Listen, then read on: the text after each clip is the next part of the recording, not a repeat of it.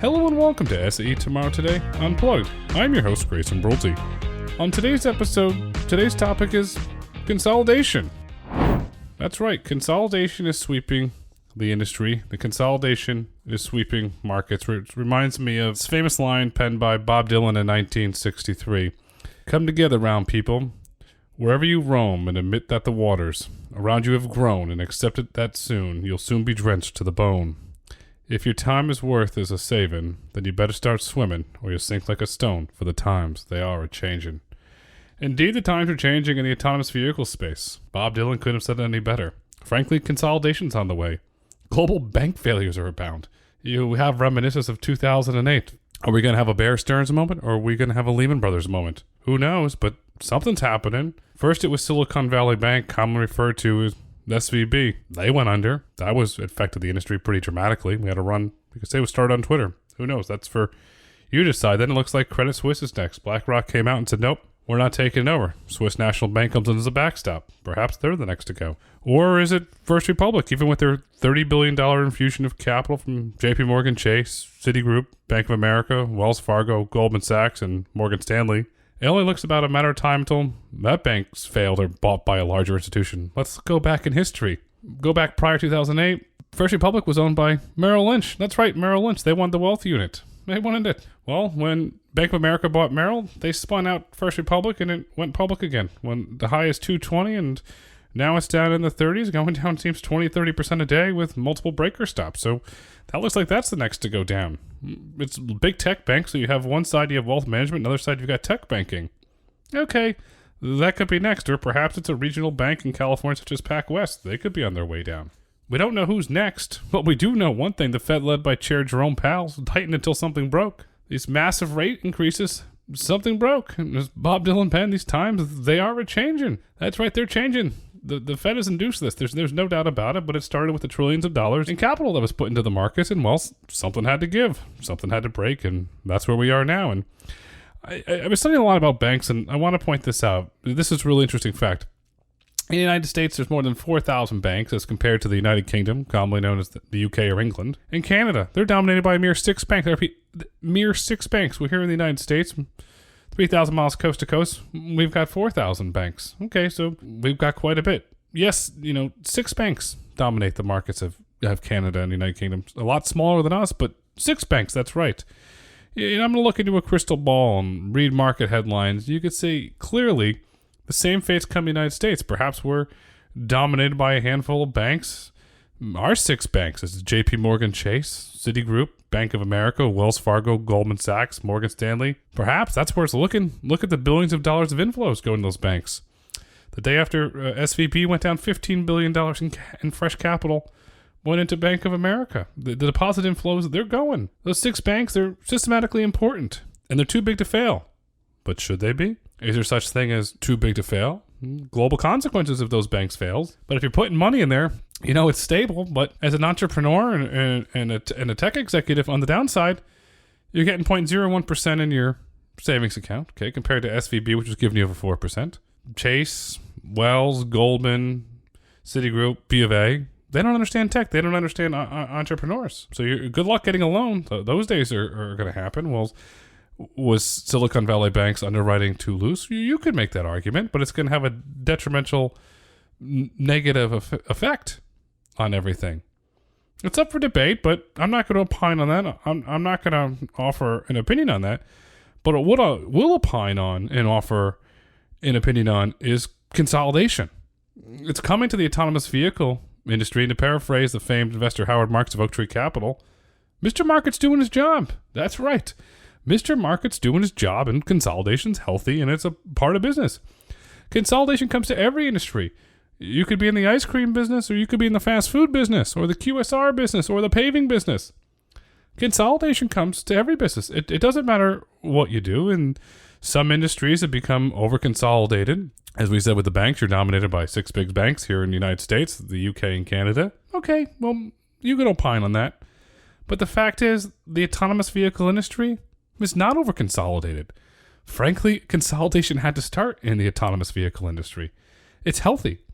It's a healthy part of the industry. The autonomous vehicle industry It had too much bloat. It didn't work out. It didn't go on a diet. Now the bloat's coming down. The industry is consolidating around a few major players. We saw what happened in tech during the pandemic.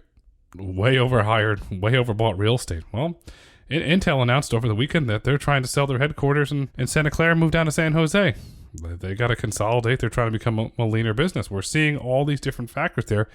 Facebook lays off, sorry, Meta, that for matter of fact, now lays off 10,000. Alphabet lays off 10,000. The company's got too, frankly, they got too big. They got too bloated. They didn't work out. And now they have to overcorrect. And it's sad that has to happen, but that's what happens when markets correct. And the market's correcting now. And getting back to autonomous vehicles, on the robo-taxi side of the industry, the market's currently dominated by Cruise and Waymo, with Motional making incredible strides. They're going to go drive route this year. Then there's Zoox. Where do they fit in this consolidating market? Well, Zoox is owned by Amazon. That's yet to be determined. Andy Jassy, CEO of Amazon, he's on a cost-cutting spree. Amazon overhired during the pandemic. There's no doubt about that. So as Amazon goes on a cost-cutting spree, what happens to Zoox? Amazon has a healthy balance sheet, but does Andy Jassy make the decision to sell Zoox to try and shore up the balance sheet and stop the bleed that's coming out of Zoox? Or does he stay with it? Don't know, but I'll tell you something. If Zoox is to be sold, who do you think would step in and buy the company? Me? I'm unsure. I think about this, but it's something to think about as an industry, because our industry is undergoing massive changes. For the times, they are a-changin. Or perhaps Andy Jassy makes a decision with Amazon. Let's double down on Zoox, and let's go for it. Okay, let's go for it. What does he do? In my opinion, perhaps he creates a new tier of Amazon Prime called Amazon Mobility. You create it for a premium price. You start rolling out in markets such as San Francisco, followed by other metropolitan markets. So perhaps it goes San Francisco, then perhaps you go to LA, and then you go to Miami. Could be. But let's add some economic context to this thought that I have here. Amazon Prime is currently available in 23 countries around the world. It generates roughly $25 billion in annual revenue, with the average Prime subscriber spending $1,400 per year on Amazon. $1,400 per year on Amazon. That's what your average subscriber spends. And when you look into the data and dive into the surveys, well, why do you pay for Prime? Free shipping. It's a brilliant mousetrap. Costco has the same mousetrap. You pay for the membership. You go in there and you go, I'm going to get toilet paper, or I'm going to get Bounty and maybe something for dinner. And you end up walking out with a whole cart full.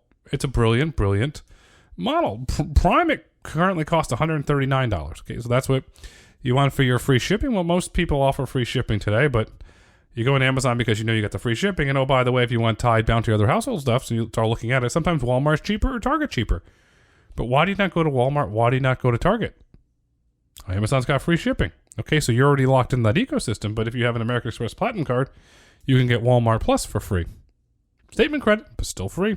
It's a benefit there. What Chris Squires is doing at American Express has been nothing short of brilliant, and during the pandemic, he gave this really great interview to Barron's, and he talks about sitting down with Warren Buffett.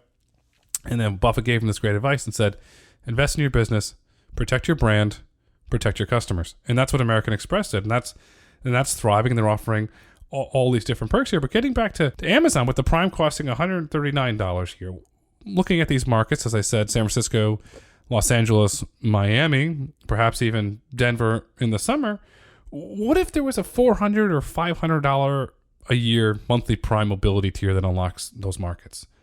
So if you're living in San Francisco, it's $400, but if you commute between San Francisco and Miami, perhaps it's $700 a year, so your travel perks can go with you and you can always move around. Would you look to an Uber? No. You would go in the Zoox vehicle. Why? Because you're paying for the quote-unquote free shipping, but you're paying for quote-unquote the free ride. If I'm Uber and this model starts to scale, I'm nervous. I'm watching this and I was like, okay, here we go. We're going to go back in the history way back machine. This is hometown buffet, folks. That's right, hometown buffet. This is all you can eat. The buffets are coming back. The all-you-can-eat buffets are coming back, and you're going to have the power user. I'd say 10 to 20% of the users are going to use this.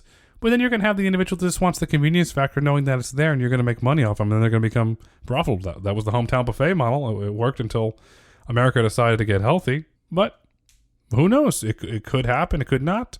It'd be very interesting to see. And then if you look at it from the traditional OEM side with the cars, that opens up the subscription model, which they've tried.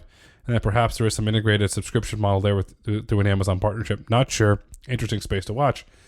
Then there's May Mobility. May Mobility is getting more and more interesting. They're operating in rural areas. They're connecting individuals to transit, but what May doesn't get enough credit about it in the markets or with my friends in the analyst world is they're backed by Toyota. While May might not be one of the big three or big four in autonomy, they're certainly building a healthy business. They're generating revenue.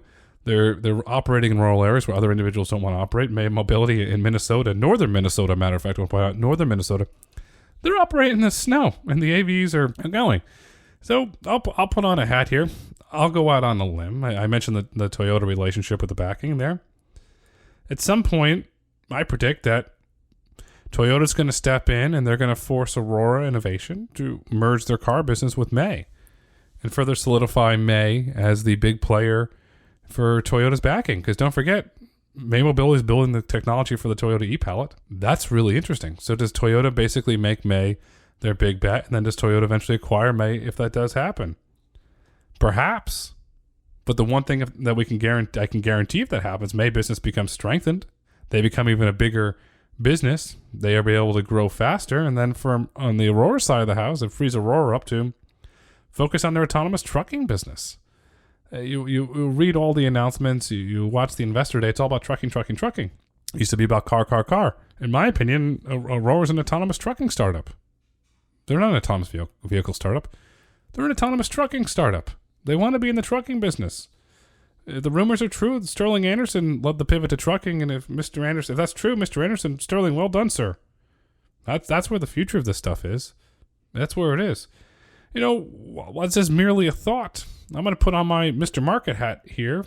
Aurora's going to run out of cash in 2024. They're going to be forced to raise capital in potentially recessionary environment with historically high interest rates. That's going to be really, really difficult to raise capital in this market. Very difficult, and also, frankly, very expensive. And do the investors in public markets even have the appetite when they're fleeing to money market accounts, they're fleeing to short-term yield? We saw what happened when you bet they're on the 30-year. That's not good. We're not going to do that. It's all short-term now. And I want to add some economic insight in here because in Q4 2022, Aurora generated negative cash flow of $143.26 million on revenue of a mere $2 million. I repeat, negative cash flow of $143.326 million. Negative cash flow on revenue of $2 million. Doesn't take a rocket scientist to figure that out, or frankly, a kindergartner can figure that out. You can't survive. You can't survive in the public market like that. You just can't do it. In this market, or any market for that matter, these numbers will not cut it. And according to Bloomberg data, the company's projected to lose money well into 2025 and beyond. Investors are not rewarding companies that lose money. Frankly, they're voting them out of the market. That's right. The market is a giant voting machine. I said it. The market is a giant voting machine, and they're voting them out of the market. We saw what happened with Embark. They're a peer of Aurora's. They also SPAC'd. Aurora SPAC'd. What happened with Embark? Investors voted them out of the market. Why? I'll give you one little hint. During their time as a public company, Embark did not generate $1 of revenue. Not $1 of revenue. Bob's Ice Cream Store down the street, guarantee you, guess what? On a hot summer day, he generates more than $1 of revenue. Maybe he should have SPAC'd during the SPAC boom, which has turned into the SPAC disaster. But Mr. Market's correcting himself. And then what happened? On March 7th, Embark announced, unfortunately, that Mr. Market was right, and the investors voted, as I said, it was a voting machine, that it would lay off 70% of its workforce and prepare to shut the company down. It's a bold move. At least you're going to return some capital to shareholders, so I respect that fact. But how do you go public when you don't generate $1 of revenue? You don't do it. You don't buy into the SPAC hype that was promoted on Reddit and Twitter. You just don't buy into that. And then I started reading analyst reports, and I love analyst reports. And some analysts, in my opinion, have incorrectly pinned this downfall on of Embark and the unsuccessfulness of Aurora in the public markets and Too Simple in the public markets on the healthy autonomous vehicle industry. Newsflash, nothing could be farther from the truth. The industry is healthy. In fact, the demise of Embark is healthy. It proves that the market's working. The voting machine is working. Markets pick winners and losers based on the most that businesses can build around their businesses that generate profits, allowing their companies to build those economic moats. Yes, you want to put sharks and alligators and all sorts of chomping things in that moat where nobody wants to enter because your business is that strong. And unfortunately, Embark learned the cruel, harsh reality of markets, and soon Aurora will learn the same fate as markets do not reward companies that are not growing and generating significant profits. To be a public company is not to be a private company. There's two different types of management styles. There are two different types of companies. You can't run a private company the same way that you run a public company, with or without shareholders on the private side. Two different companies. You got SEC regulations. You've got transparency. You have reporting requirements. Two different companies. Two different skill sets. Very frankly, two different types of companies. Did Embark and Aurora go public too early? Yes. The answer? Yes. And I repeat, yes again. If Embark and Aurora stayed private, would we be having this conversation right now? Probably not. No, we'd be talking about their success of their growing partnerships and the business of raising a potential new funding round. Different conversation. Again, two different types of companies. Then there's Too Simple. I don't know what to say. I'm not going to offer comment on that. All I'm going to say is read the public filings, read the SEC filings. It reads like a Netflix show. Mike Judge, perhaps you make autonomous trucking your next Silicon Valley because you got plenty of content to do it, and you can't make up the situation that's happened there, and it's sad. It's frankly very sad, and the company looks like it's on its way to a potential delisting, and that's what it looks like it's going. And then you've got Embark and Aurora. They SPAC Too Simple to the traditional IPO, and all three at this point have a limited shelf life in the public markets. They're all on their way out. They didn't work. They all went public too early. Then there's the private markets. Private markets are functioning. Okay, they're functioning well. There's Kodiak and Torque. They're growing and hiring all out of the global public markets. If Kodiak and Torque went public, would we be having the same conversation as Embark, Aurora, and Too Simple? Maybe. But their management teams made the decision on Kodiak to stay private and turn down multiple SPAC offers.